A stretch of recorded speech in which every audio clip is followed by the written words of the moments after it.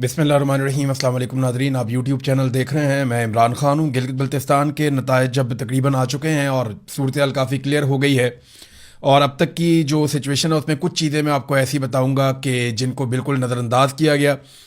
सबसे पहले पाकिस्तान तहरीक इंसाफ ने गिलगित बल्तिस्तान के नताइज मुस्तरद कर दिए हैं। पाकिस्तान तहरीक इंसाफ के चेयरमैन बैरिस्टर गोहर ने वाज़े तौर पर यह कहा कि जनाब हमें नताइज तब्दील करके हराया गया है।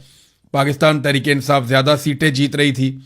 8 सीटों का दावा भी उन्होंने किया कि वहाँ पाकिस्तान तहरीक इंसाफ के हमायत याफ्ता उम्मीदवार जीत रहे थे। नताइज तब्दील कर दिए गए और पाकिस्तान तहरीक इंसाफ हार गई।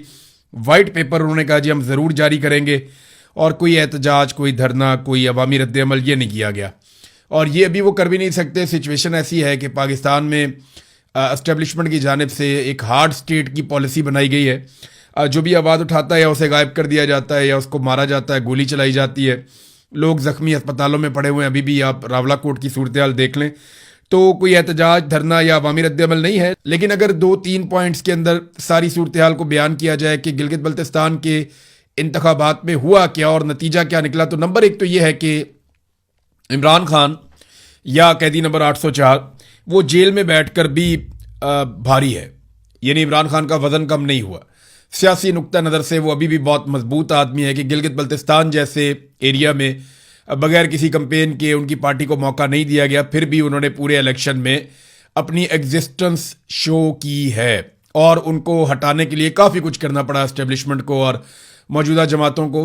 यानी जमात इस्लामी के जो सराजुल हक है, उन्होंने बात ठीक की थी कि एक खिलाड़ी के हाथ पीछे बांध कर आप उसके चेहरे पर मुक्के मार रहे हैं और बिलावल आपको शर्म आनी चाहिए। तो ये बात ठीक है। पीपल्स पार्टी और पीएमएलएन को खुला मैदान दिया गया पीटीआई को बाहर करके, और उसका उन्होंने फ़ायदा भी उठाया। तो अब जेल में बैठकर इमरान खान काफ़ी भारी है। उसे बाहर निकालने का रिस्क इस सिचुएशन में तो ना एस्टेब्लिशमेंट ले सकती है ना हुक्मरान ले सकते हैं। नंबर 2 ये है कि एस्टेब्लिशमेंट अभी तक अपनी रविश पे पूरी तरह कायम है। यानी एस्टेब्लिशमेंट ने यह फैसला किया था कि पाकिस्तान तहरीक इंसाफ को सियासत नहीं करने देनी, इमरान खान साहब के लिए कोई गुंजाइश नहीं होगी। तो वो दिखाई दे रहा है किसी किस्म की गुंजाइश उन्होंने पाकिस्तान तहरीक इंसाफ या इमरान खान के लिए नहीं छोड़ी, बल्कि उन्होंने उन लोगों को जो अवाम के अंदर ज़्यादा मकबूल नहीं थे खुला मैदान बना कर दिया और उनको मतलूबा नताइज भी लेकर दिए। नंबर 3, नवाज शरीफ साहब के लिए एक बहुत बड़ा झटका है कि बतौर लीडर ऐसा लगता है कि वो अब फारिग हो चुके हैं।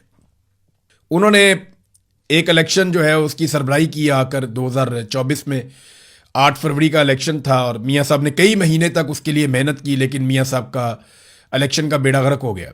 मियाँ साहब को कोई कामयाबी नहीं मिली, बल्कि उनकी अपनी सीट भी चोरी की है, सब जानते हैं। वो मतीउल्लाह जान कहते हैं लास्टिक की शलवार पहना दी मियाँ साहब को, बात ठीक है।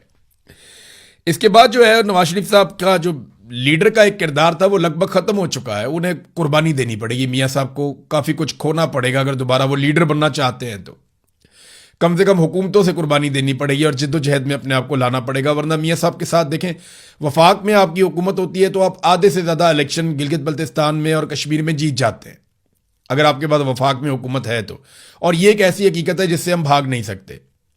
आपके पास फेडरल गवर्नमेंट है, आपके पास वफाकी वज़रा हैं, आपके पास कश्मीर की और गिलगित बल्तिस्तान की वजारत है, तो आप आधे से ज़्यादा इलेक्शन जीत जाते हैं। तो आधे से ज़्यादा जीता हुआ इलेक्शन भी नवाज शरीफ साहब वहाँ पे जाके खुद नहीं जीत पाए। इसका मतलब ये है कि नून लीग के लिए सबसे बड़ा धचका है इन इंतखाबात में कि खुला मैदान भी मिला, अंपायर भी साथ थे, कोई साथ भागने वाला भी नहीं था, फिर भी मियाँ साहब नहीं जीत पाए, बल्कि रोध होकर वहाँ से वो चले गए, बल्कि उनको भेज दिया गया। अब नाज़रीन, पाकिस्तान तहरीक इंसाफ क्या गिलगित बल्तिस्तान में हुकूमत बनाने की पोजीशन में थी?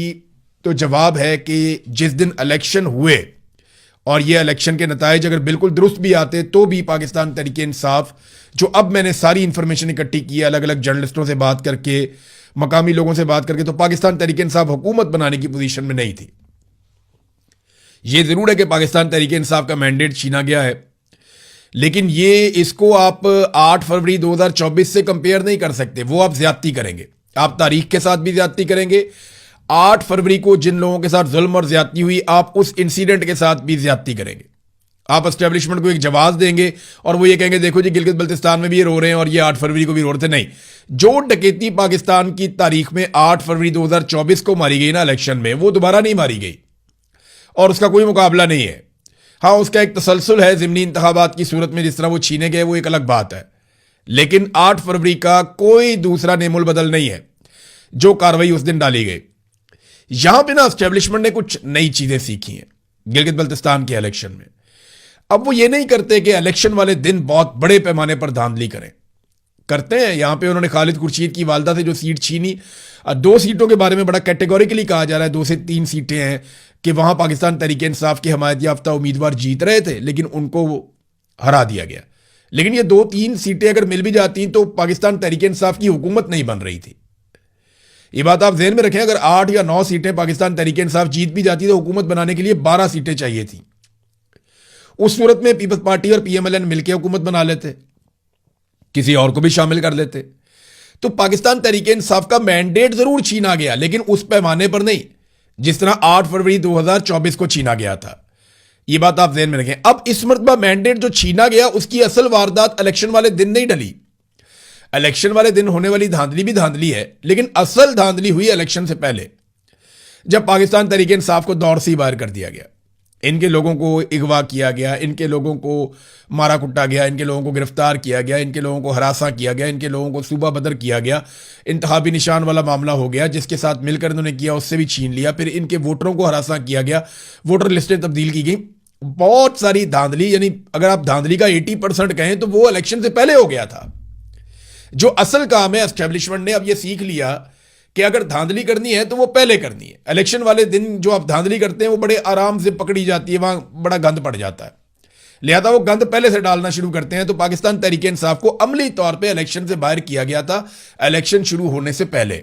और अगर जो पाकिस्तान तहरीक इंसाफ को ये नताइज पूरे मिल भी जाते तब भी पाकिस्तान तहरीक इंसाफ शायद हुकूमत बनाने की पोजीशन में ना होती। जो मैंने अब तक इतलात इकट्ठी की हैं उनके मुताबिक तो मेरे पास ये है। तो प्री पोल रिगिंग ही असल रिगिंग थी और पीटीआई को अपना मौक़िफ़ खराब नहीं करना चाहिए।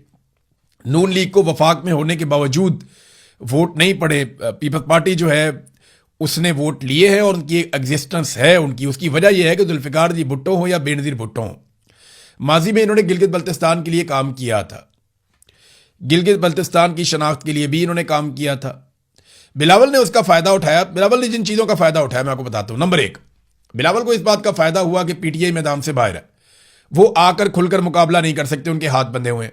नंबर 2, बिलावल ने फ़ायदा उठाया कि वफाक में नून लीग की हुकूमत है जो इंतहाई गैर मकबूल है, उनका बेड़े ही गर्क हो गया और उनके पास अवाम को बताने के लिए कोई बयानिया ही नहीं है। तीसरा, बिलावल कुछ हद तक ये बावर करवाने में कामयाब हो गया कि वो अपोजिशन का आदमी है, वो हुकूमत में नहीं है और हुकूमत पे तनकीद करके उसने लोगों को अपने साथ मिला लिया। और चौथा उसको फ़ायदा जो पीपल्स पार्टी की ऑलरेडी एग्जिस्टेंस थी गिलगित बल्तिस्तान में, तो बिलावल ने इन सारी चीज़ों को इस्तेमाल किया पीपल्स पार्टी ने और मिलजुल कर उन्होंने इलेक्शन लड़ा और उन्होंने अपनी सीटें निकाल दी। अगर आप धांधली कहें भी तो भी सबसे बड़ी पार्टी पाकिस्तान पीपल्स पार्टी ही बनी है। वहाँ पे मुकम्मल ठीक भी हो जाता तो बड़ी पार्टी ना भी बनती तो ये मिलकर हुकूमत बना लेते। तो ये नाज़रीन गिलगित बल्तिस्तान का इलेक्शन था। अब आ जाएं कश्मीर वाली सूरत हाल में। कश्मीर में ना अब एक नेक टू नेक सिचुएशन बन चुकी है। 2 चीज़ें आमने सामने। नंबर 1, एक बड़े क्रैकडाउन की तैयारी की जा रही है जिसमें जॉइंट अवामी एक्शन कमेटी के लोगों को गिरफ्तार किया जाएगा या लापता किया जाएगा। उनसे जुड़े हुए जितने मेन लोग हैं जो करता धरता हैं अलग अलग बाज़ारों में अलग अलग इलाकों में, उनको गिरफ्तार किया जाएगा, उनको हिरासत में लिया जाएगा और बड़े पैमाने पर गिरफ्तारियां होंगी, जबरी गुमशुदगियां भी होंगी। ये चीज़ें आने वाले दिनों में सामना करना पड़ेगा। जो सहाफ़ी वहाँ खबरें देते हैं, देखें बहुत सारे सहाफ़ी जो हैं वो सिस्टम के साथ चलना पसंद करते हैं और अगर उनके दिमाग और दिल में ये बात होती भी है कि ये गलत हो रहा है तो वो बहुत शुगर कोटेड किस्म की खबर देते हैं जिसका कोई फ़र्क नहीं पड़ता। तो वो मैनेज कर लेते हैं। ऐसे माहौल में रह रह के सहाफ़ी ये सीख लेते हैं कि उन्होंने सर्वाइव कैसे करना है। लेकिन वो सहाफ़ी जो डिजिटल मीडिया पे हैं या कहीं और हैं तो वो जब खुल के बात करते हैं तो उनकी भी लिस्टें हैं, उनके ऊपर भी छापे मारे जा रहे हैं। 3 ऐसे जर्नलिस्ट हैं जिनके घरों पर छापे मारे गए हैं आज़ाद कश्मीर में। सोराब बरकत को पहले ही गिरफ्तार कर लिया गया है। सोराब बरकत के ऊपर इल्ज़ाम क्या है कि जनाब जो कलदम तंजीम करार दी गई है उसके हवाले से ये खबरें दे रहे थे। देखें यहाँ तो तालिबान के इंटरव्यूज़ चलते रहे पाकिस्तान में जब ज़रूरत होती है, तो दहशतगर्दों के इंटरव्यूज़ पाकिस्तान में चलाए जाते रहे हैं जब ज़रूरत होती है। तो सहाफ़ियों को गाड़ियों में भर के वहाँ छोड़ दिया जाता था, तालिबान आके ले जाते थे, वो इंटरव्यूज़ करते थे, वो इंटरव्यूज़ मीडिया पे चलते थे जब ज़रूरत होती है। तो ये कोई तरीक़ाकार नहीं है कि आप जब दिल करे आपने कह दिया जी आप कलदम है, इसके बाद अगर ये कहीं भी नज़र आ गए या इससे पहले का भी किसी का इंटरव्यू है तो उठा के उस पर पर्चा दे दो, उसको अंदर कर दो। اب 4 دن کا مزید سراب برکت کا بھی ریمانڈ ہو گیا ہے. تو میں آپ کو بتا رہا تھا کہ مقابلہ اب دو چیزوں کے بیچ میں ایک بڑا کریک ڈاؤن ہے اور اس کے مقابلے میں 9 جون کی کال ہے. دیکھنا یہ ہے کہ 9 جون کو لوگ نکل کر یہ جو کریک ڈاؤن کا ایک عمل شروع کیا جا رہا ہے اس کو ناکام بناتے ہیں یا نہیں. کیونکہ اگر 9 جون کی کال آزاد کشمیر میں کشمیریوں کی اگر ناکام ہو جاتی ہے، یہ بات آپ میری ذہن میں رکھ لیں اور پلے باندھ لیں آپ پکی، اگر 9 جون کی کال، کیونکہ اب واپس پیچھے ہٹنے کا تو امکان ہے نہیں. ہاں یہ ہے کہ اگر جوائنٹ عوامی ایکشن کمیٹی ایک اناؤنسمنٹ کر دے کہ ہم ابھی اس کو مؤخر کر رہے ہیں، دوبارہ کر دیں گے، تو یہ مؤخر تو ہو جائے گی، دوبارہ بھی شاید وہ احتجاج کر لیں، لیکن وہ احتجاج پھر ویسا کبھی بھی نہیں ہوگا. عوامی طاقت ان کے ساتھ کبھی دوبارہ کھڑی نہیں ہوگی اور یہ ان کی متھ ٹوٹ جائے گی. یہ بات تو حقیقت ہے، اس لیے وہ بیچارے پیچھے بھی نہیں ہٹتے، انہوں نے گولیاں بھی کھا لی ہیں. اب معاملہ یہ ہے کہ اگر عوام نکل آئی اور انہوں نے اپنی طاقت کا مظاہرہ کر دیا اور انہوں نے چیزوں کو اپنے کنٹرول میں لے لیا، تو پھر اسٹیبلشمنٹ کو بیک فٹ پہ جانا پڑے گا اور وہ کریک ڈاؤن کی پالیسی سے پیچھے ہٹ کر مذاکرات پہ آ جائیں گے.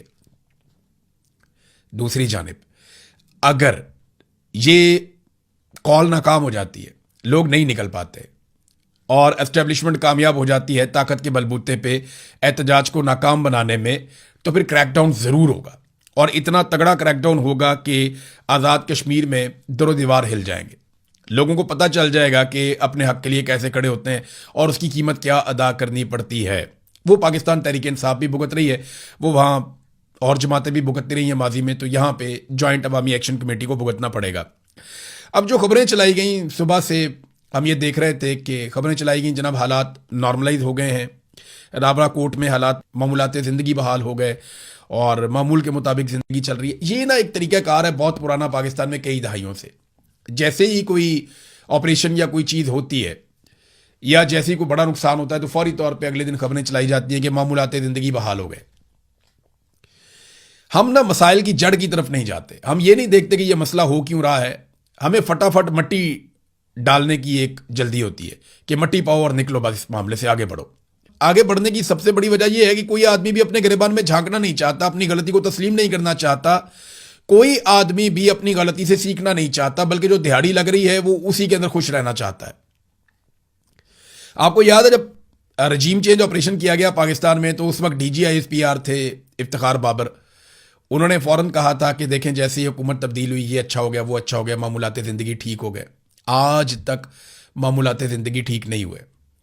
بنگلہ دیش سے جب پاکستان ٹوٹ رہا تھا بالکل ایسی خبریں آ رہی تھی کہ زندگی معمول کے مطابق چل رہی ہے، پھر پتہ چلا سرنڈر ہو گیا اور 90,000 قیدی بن گئے پاکستانی فوجی، ملک ہی ٹوٹ گیا.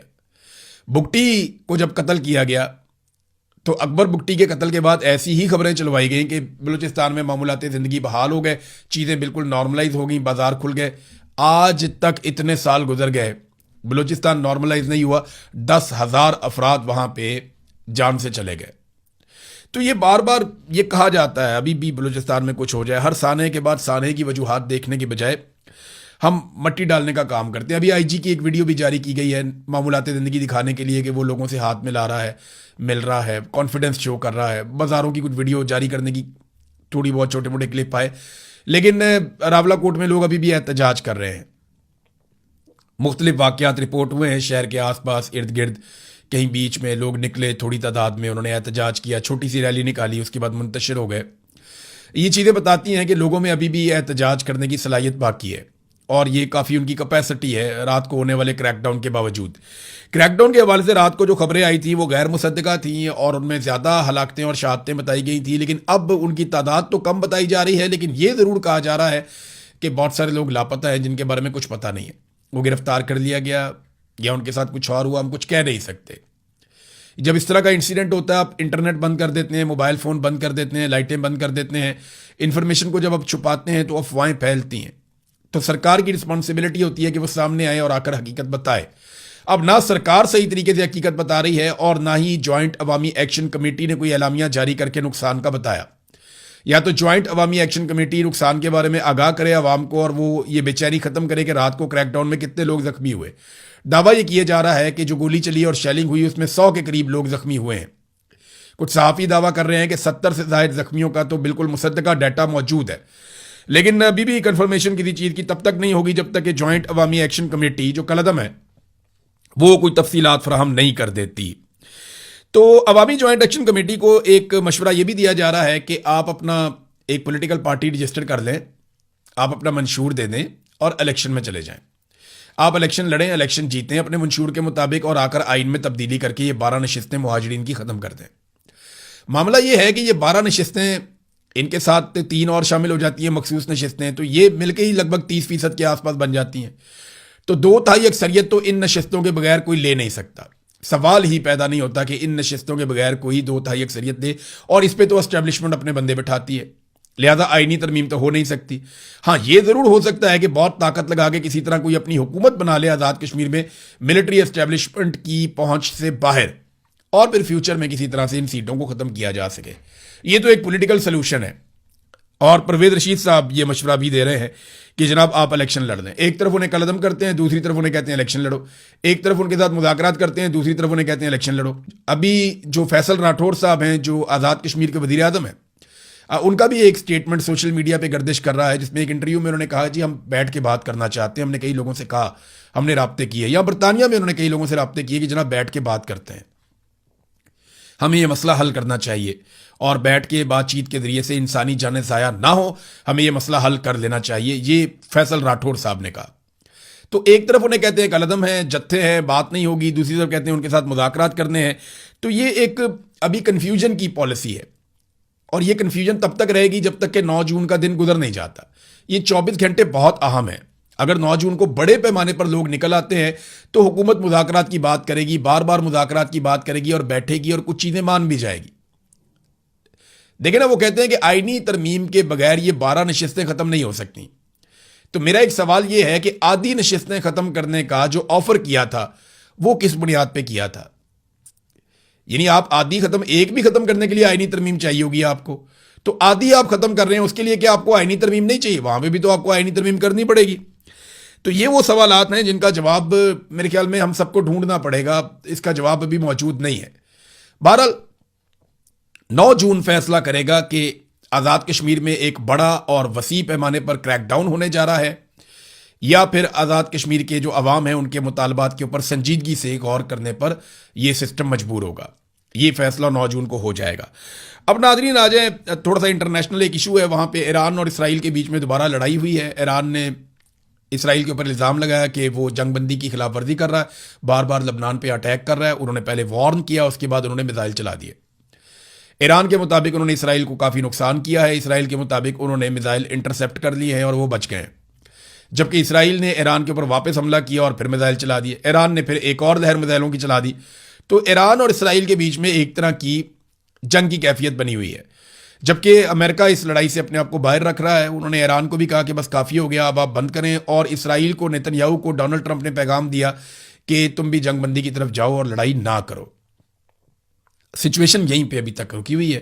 عالمی منڈی میں پھر تیل کی قیمتیں اوپر نیچے ہو رہی ہیں، اور پاکستان کے اندر جو حکمرانوں کی اور عوام کی دل کی دھڑکنیں تیز ہو رہی ہیں، کیونکہ دنیا میں کچھ بھی ہوتا ہے نا، سب سے زیادہ امپیکٹ پاکستان میں آتا ہے، سب سے زیادہ رولا پاکستان میں ڈالا جاتا ہے.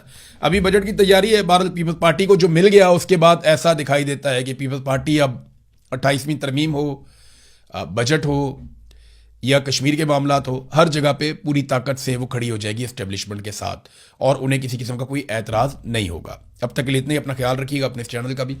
اللہ حافظ.